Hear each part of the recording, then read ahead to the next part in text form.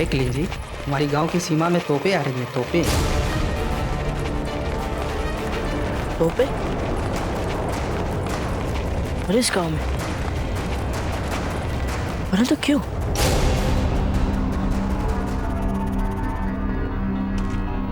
ये तोपें क्यों नहीं आ रही हैं अब तक? आती होगी हुजूर, फौज के पिछले हिस्से से आ रही है ना। हमें लगता था हुजूर इनका इस्तेमाल चित्तौड़ के किले को तोड़ने में करेंगे, इसीलिए इन्हें सबसे पीछे रखा था। क्या कहा तूने? बदतमीज आदमी।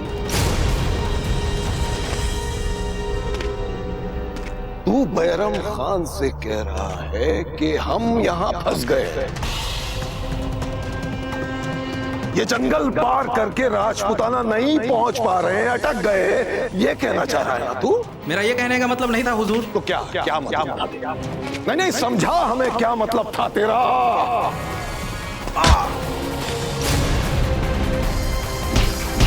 बोल क्या कहना चाहता था, बोल क्या मतलब था तेरा, बोल बता।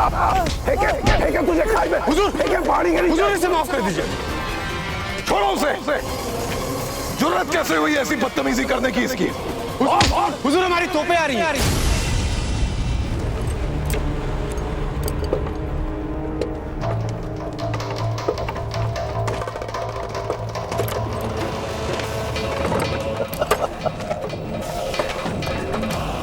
तोपें आ गई।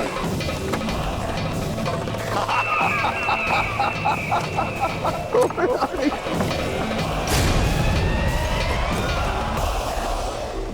भारी सामान द्वार पर रख दो शीघ्र। लई जितनी कठोर हो उतना अच्छा है। मिर्ची का बुरादा कम नहीं होना चाहिए, तेल और खौलता होना चाहिए। जल्दी शीघ्र। रानी सा, थोड़ा हाथ लगा दे, इसे उठाने में बहुत भारी है ये। हाथ खराब हो जाएंगे हमारे, भारी है। बेना, यदि आपके हाथ मैले हो जाएंगे तो दोबारा धुल भी जाएंगे, परंतु एक बार आपकी मान मर्यादा चली गई तो फिर वापस नहीं आएगी। चलिए सहायता कीजिए इनकी।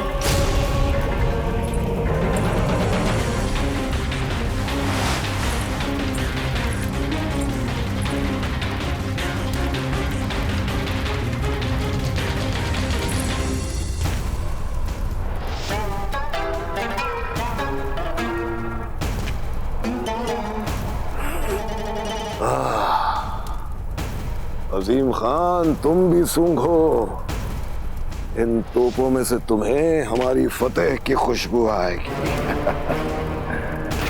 अब देखना, हम सब कुछ बर्बाद कर देंगे। ये गांव, ये भीलों का जंगल, सब कुछ इन सब के साथ प्रताप भी जलकर खाक हो जाएगा। पर हुजूर, गुस्ताखी माफ हो हुजूर, लेकिन सारा बारूद अगर हम यहाँ इस्तेमाल कर लेंगे तो फिर चित्तौड़ के किले को फतेह कैसे करेंगे? अरे जहन्नुम में गया चित्तौड़ का किला। अब हमारा एक ही मकसद है, एक ही मकसद है, प्रताप को जलाकर राख करना। जुर्रत तो देखो उस लड़के की, बैरम खान की पगड़ी ले गया, पगड़ी। जान से मार देंगे हम उसे। सुना तुम लोगों ने? अब हर हालत में प्रताप को मरना होगा, मरना होगा। प्रताप को छोड़ेंगे नहीं उसे।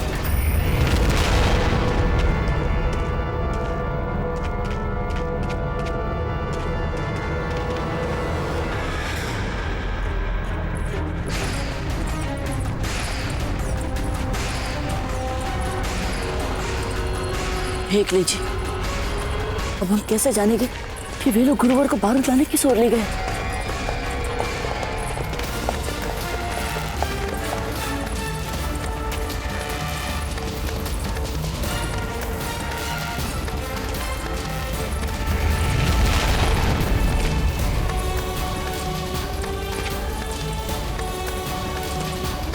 समझ गए गुरुवर, अब ये चने हमें बारूद के भंडार की ओर ले जाएंगे और फिर वही बारूद हमारी विजय और बैरम खान की पराजय का कारण होगा।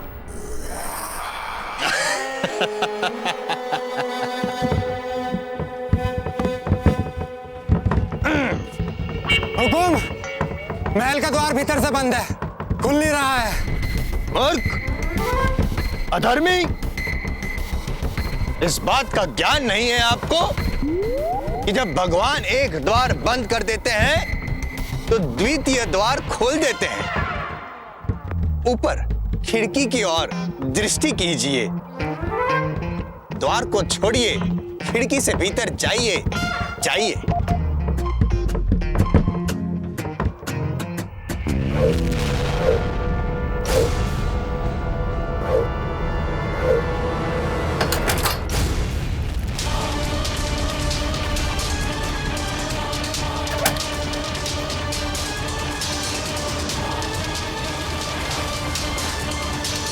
बस अब उनके ऊपर आने की प्रतीक्षा करो।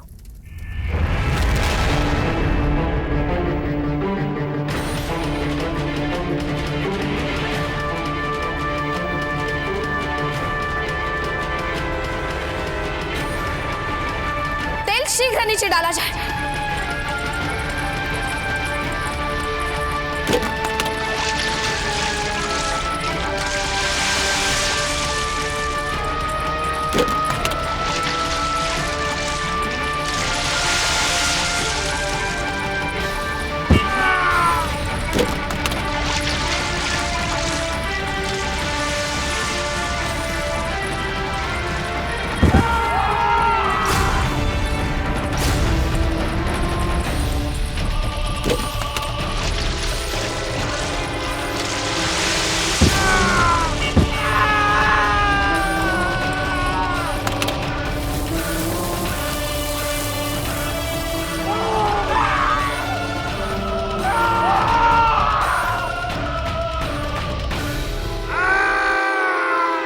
सैनिकों, महल के पिछले भाग में जाइए और वहां से भीतर जाने की चेष्टा कीजिए, जाइए।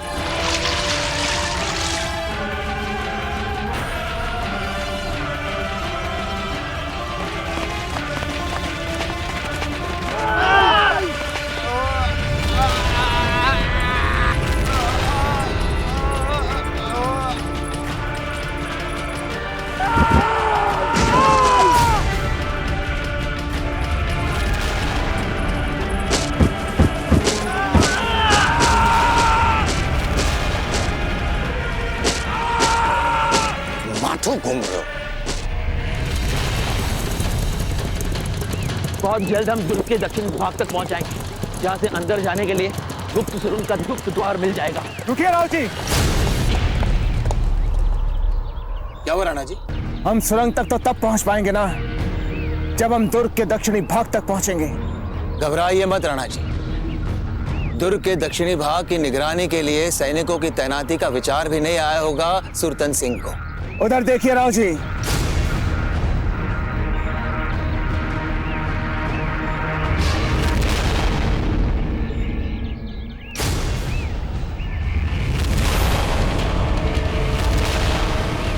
राणा जी, अब तो हम 5 पग आगे नहीं बढ़ सकते। अगर महल के भीतर अगर जाना है तो सुरंग तक पहुंचना आवश्यक है। लगता है राव सुरतन ने इन सभी संभावनाओं को देखकर अपने सैनिकों की तैनाती की है।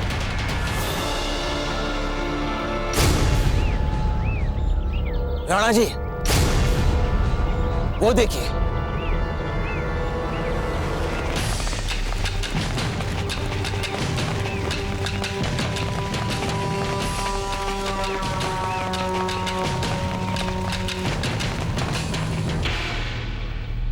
शिबो!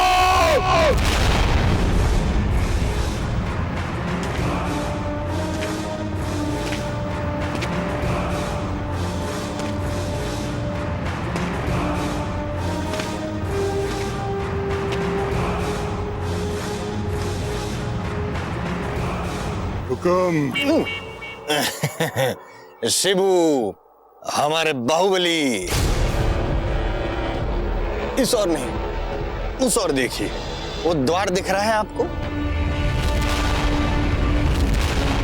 अब उस द्वार के साथ आपको क्या करना है ये हम बताएंगे या आप बताएंगे? हम बताएंगे। उस द्वार को आपको एक झटके में तोड़ देना है। उस ओर जाके करिए ये सब। जैसे ही हम आपसे कहें, ये केले के छिलके बाहर फेंक दीजिए। समझ गए आप? जी जी।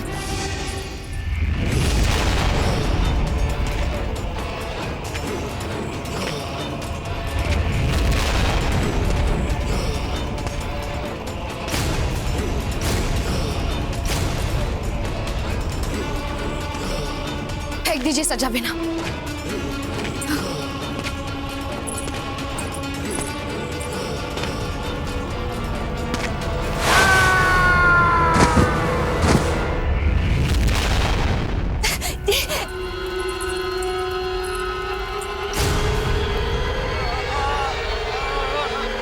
शिबू,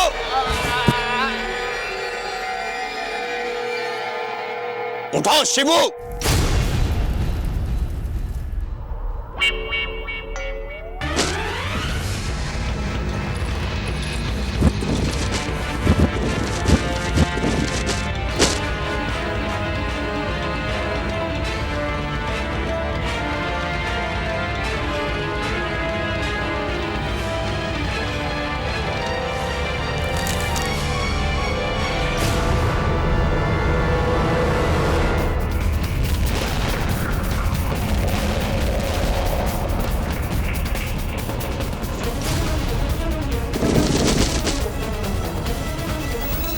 घरेलू हथियार से हम प्रहार करना चाहते हैं,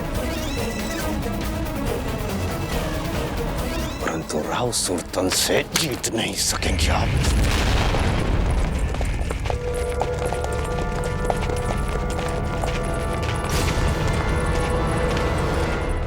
चिंतित होने की कोई बात ही नहीं है हमें, क्योंकि हमारे पास आपकी कल्पना से भी अधिक सैन्य बल है। दर्शन करना चाहेंगी आप? सैनिकों!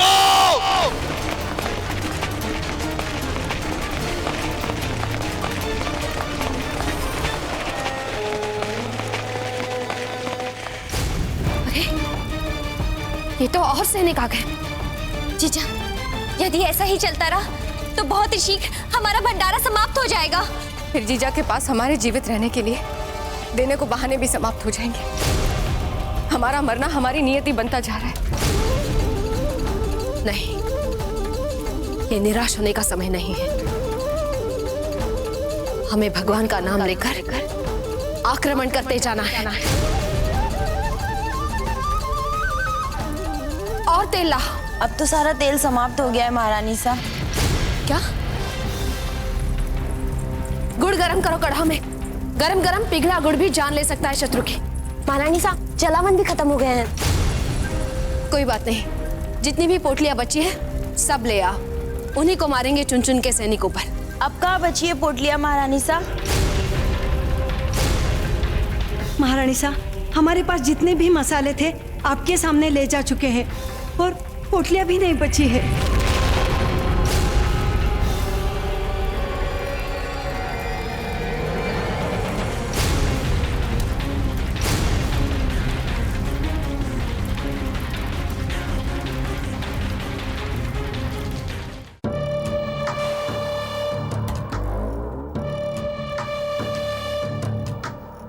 अचानक इतनी शांति कैसे हो गई?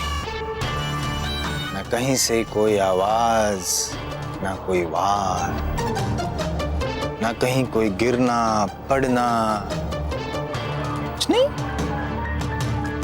ऐसा प्रतीत होता है जैसे सारी रानियां थक गई है, क्षणिक विश्राम कर रही है।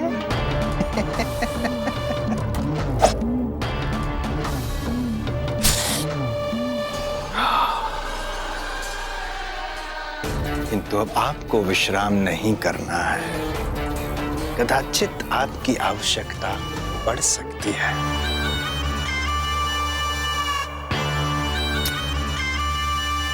सैनिकों, आप क्यों विश्राम कर रहे हैं? द्वार तोड़िए, राव सुरतन आ रहे हैं।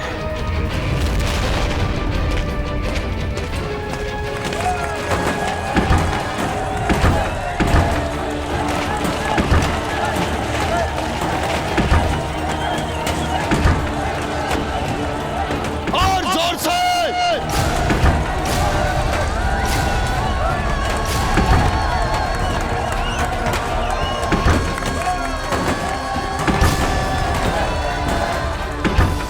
एकलिंग जी, रक्षा करें।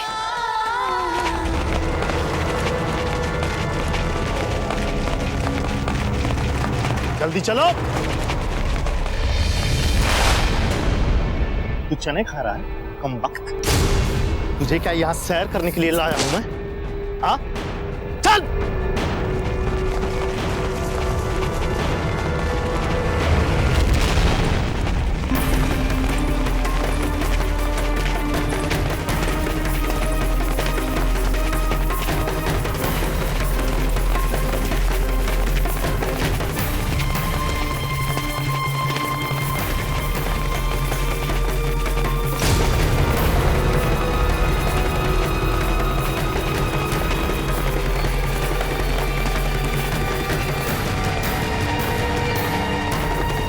एकलिंग जी, अब हम गुरुवर को कैसे खोजेंगे?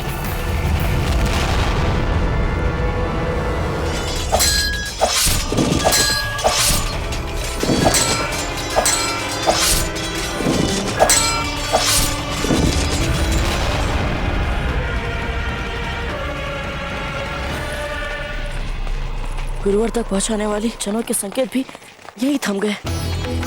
अब हम कैसे गुरुवर तक पहुंचेंगे और बैराम खान के बारूद का भंडार का पता कैसे चलेगा हमें?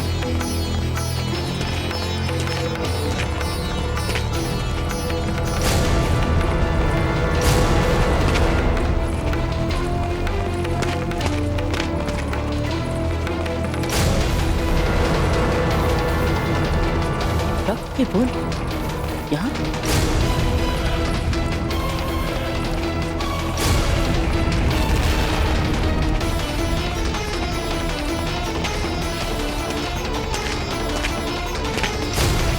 एक के बाद एक रक्त की बूंदें, अर्थात जहां से चनों के संकेत थमे वहीं से रक्त की बूंदें हमें दिशा बताना आरंभ कर रही।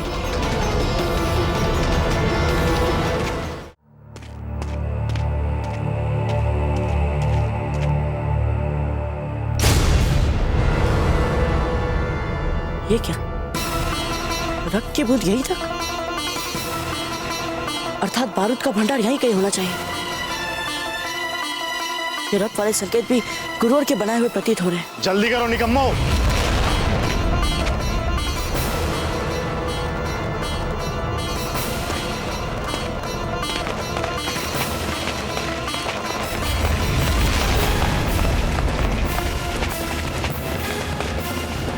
ओह, तो ये रहा बारूद का गोदाम। इसे तो हम कभी खोज नहीं पाते। ये दुष्ट बैराम खान इतनी चालाकी से गांव के झोपड़ों के पास छिपे गुफा में अपना गोदाम बनाया हुआ ताकि किसी को पता न चल पाए। अच्छा हुआ कि गुरुवर ने हमें यहाँ तक आने के लिए संकेत दिया।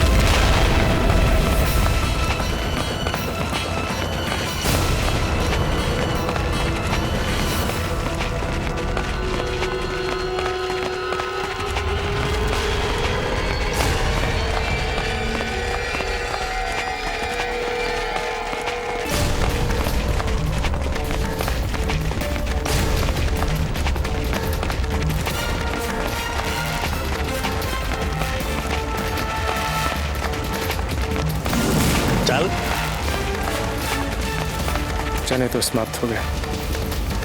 अब कुंवर प्रताप को बारूद के गोदाम तक का मार्ग कैसे पता चलेगा? कुछ तो करना पड़ेगा।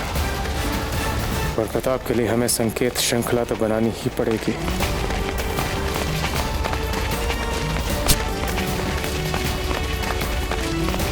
उपराग से करेगा गुरु अपने शिष्य का मार्गदर्शन। तैयार हो जा बैराम खान, अपनी इस लंका को चलते हुए देखने के लिए तैयार हो जा। ए, बेवकूफ, क्या कर रहा है वहां बैठ के? चल उठ जा, बहुत काम है अभी, चल। जी हुजूर।